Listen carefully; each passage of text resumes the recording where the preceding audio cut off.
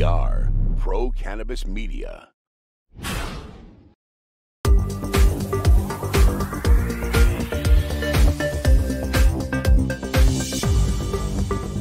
Hi, everybody. Welcome to a very special edition of In the Weeds with Jimmy Young on the floor of the Athletes in Cannabis Conference here in Newark, New Jersey. That's where I've been over the last couple of days, and I'm meeting some great people, resurrecting and rekindling friendships and people that I've met over the last few years on the cannabis beat, if you will.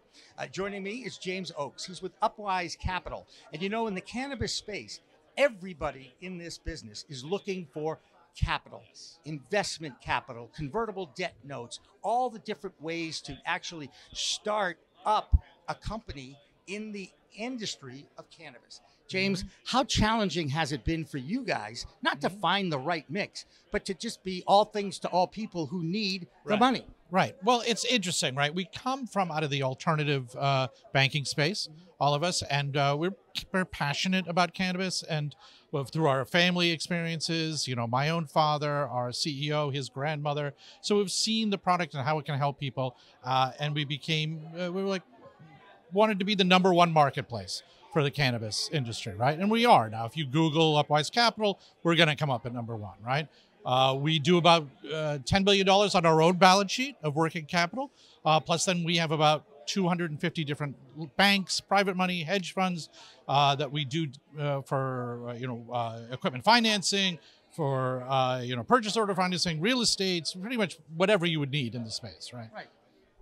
And it's all about risk reward when it comes to an investment. Am I correct? Everybody who gets into it wants to know what that ROI is. Here's one of my biggest questions for you. Sure. It is a slow-moving startup billion-dollar industry. Yes, that's right. Am I right? Yes. Okay. So how do you judge what is going to be a good risk for that return on the investment? Is it all based on future projections of what's going on, or is it how have you been now? What's your revenue? What's your burn rate now? Sure. Well, it's a number of things, right? Underwriting looks at, and it's also state to state. I mean, it's very different in California. It's having a lot of problems, whereas now in the Northeast is really learning from those mistakes. And so Massachusetts is a wonderful market. Michigan is a wonderful market right now.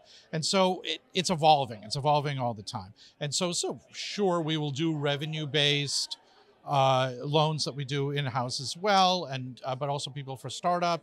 You know, real estate really is a big thing, and what we do is we lend on as completed cannabis evaluation rather than straight ahead real estate. So you know what your business will be worth once it's all set up with HVAC and the grow facility and everything else. It's worth a lot more than just an empty, broken down warehouse. Right. And, you've got the plant touching part of the industry. Yes. And you've got the ancillary part of the industry, like a media company, for instance.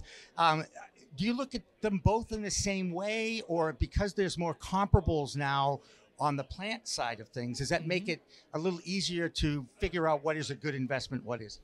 Right. Well, and everything's different. I mean, we work with everybody in this space, right? And a lot of people who who are, whether they're real estate people or lawyers or insurance, we also have a referral program with them. So people bring us all of their deals, and then they'll share in the revenue, right? Even just here's a name and a number and go for it. We did one recently that I did was, $12 million, and somebody just gave me a name and a number, and he made a good amount of money.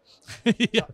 I know people like that for sure. And but here's the thing about this industry, everybody thinks you get into it, you're going to make $1 million tomorrow. Right. It is not going to happen tomorrow. And in fact, my buddy Kurt Dalton from Cannabis.net, I give him a credit all the time. He brought up a great point that I believe it was 43% of the existing cannabis businesses only 43% are profitable now. Which, if you do the math, that means 57% is not. It's not profitable. Okay, and we all know that it's still cannabis 2.0 kind of, we're at the toddler stage as opposed to the infancy, I think is a good analogy. Yes. Is that right? Yes. So, but the future still bodes bright. And here in New Jersey and here in New York and Connecticut, the tri-state area, there's a lot of people out there who believe if you just focus on those 3 states' markets as they evolve, there's great opportunity. There's huge opportunity here. And I think I think this year is going to be very interesting. Well, the next couple of years. I think when I was actually in Washington, D.C., oddly enough, on vacation, and I with my wife and child, and we went to the Capitol, and they were, just as they were coming out, they had voted to the decriminalization, or starting to, for the MORE Act, I believe it's called. It's been passed twice. Passed, and of course, it never gets to the Senate. We can get into that another time. Right. That's a whole other issue. But I think once we see cannabis being eventually, which will be taken off the list of as a dangerous substance, then it's gonna change things a lot. And I'm hearing that could actually happen. Knock on wood, wherever this is, very soon. Right. Yeah. Well, they did sneak the Safe Banking Act amendment into another bill in the Senate this past week. Yes. So there are people in Washington, D.C. want to get something done. I think they recognize. Look, Clarence Thomas, let's not get into the Supreme Court, other things, but Clarence Thomas, did point out that the federal laws and the state laws are not in sync with each other, to say the least. Right. And that I thought was a very big thing.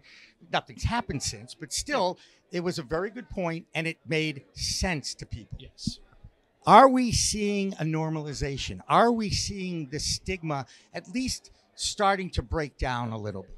I absolutely think so. And you're going to see that more and more. Like, I live in Queens, and I went to a neighborhood street market, and there was a lovely woman and her daughter who had set up a table, and they were selling weed, right? And I was with my 7-year-old son, and I'm like, look at that little, the bud, isn't that pretty with all the different colors and stuff? And he's just rolls his eyes, oh, Dad, like, it's so uncool, right? So the cannabis is uncool to the kids because it's what the adults do. It's their medical thing, and but they do with their friends. And I think there's been studies in countries where it's been legalization. I think like teenagers they're not interested in it. Well, Colorado is a perfect example that youth use of cannabis has gone down since legalization. And to me, that should shut up a lot of people who continue to say, what about the kids? I'm like, you know what?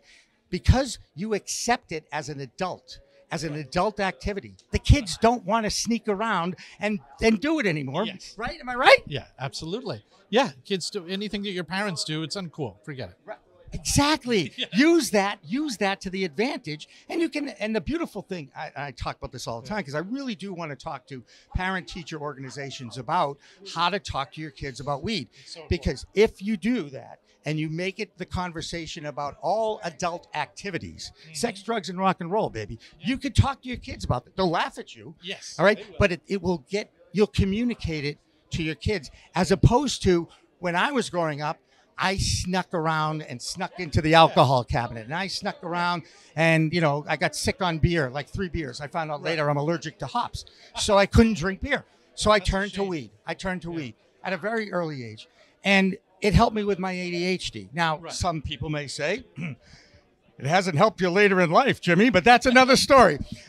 So I do think that the future bodes well for the educational process of the youth of America through this acceptance in our society as another adult product. Well, yeah, and that's something that we want to get into, is the education as well, and to help people, particularly people in minority communities who've been devastated by the war on drugs forever, and we're seeing, and now, families have been destroyed, and now they're, through the legacy laws, they're getting, here in the Northeast, they're able to open up dispensaries and whatnot, which is great, which is wonderful, but all of the people's lives who have been ruined because of this nonsense, which I think originally started because one guy in an administration and way back whenever it was, the early 1800s, was racist and decided, well, black and brown people are smoking pot, so let's make it illegal. Okay, it was 1920s and 30s, and it was, yes, it was. And it was a guy named Harry Anslinger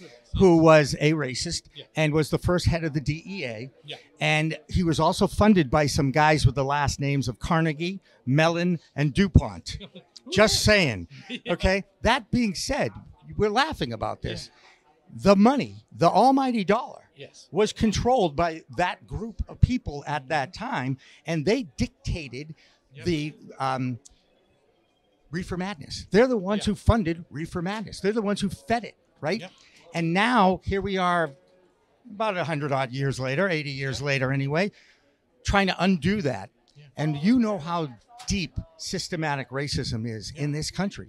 You guys are in a position to impact that. Does that help you understand that, wow, we really have a charge, a mission to give those that have been most impacted by the failed war on drugs an opportunity to get access to capital and to work for a living changing the world? Yeah. So we're all about education, and we say we're the wise, transparent choice, right, in funding. We would really love to show people who have been impacted how to get funding correctly and not, get the predatory loans that also have been out there for years and years and years, but to really show people how they can use this money, turn it around, make a profit for themselves, The Upwise way to make it happen. Yes, the Upwise. Our owl, who is, I don't know if he is a name now. He was named on Instagram. It's Owl Pacino.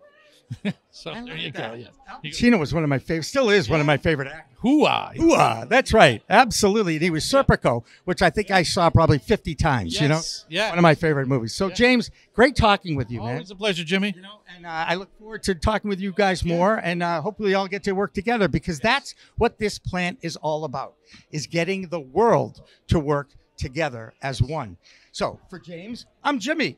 That'll do it for another edition of In the Weeds with Jimmy Young, from the floor of the Athletes in Cannabis Conference here in Newark, New Jersey. James, did you know that, a little trivia question, do you know what my place of birth is? I know it's Massachusetts. I'm going to guess Newton, Mass.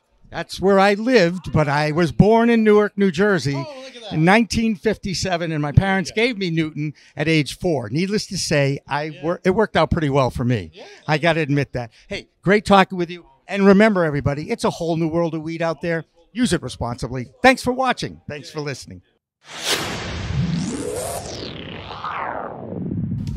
Hey, you want to grow your own plants? Check out Style Lighting's Grow Kit. It has everything you need to become an expert home grower and bring the power of the sun indoors. Style Lighting uses TCP's high-powered commercial LEDs that deliver twice the output in the market.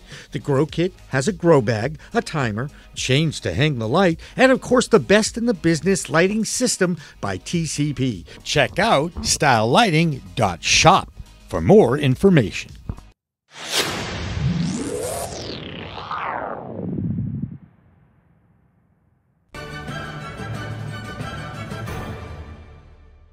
Weed Talk and In the Weeds are two productions of Pro Cannabis Media supported by Revolutionary Clinics, one of the top medical cannabis dispensaries in the Massachusetts area, now with 3 locations in Greater Boston, 2 in Cambridge and 1 on Broadway in Somerville. Rev Clinics has a patient-first mission. They will customize your needs as a medical patient with the proper titration and combination of strains, flavors, and products. Rev Clinics, where the patient comes first.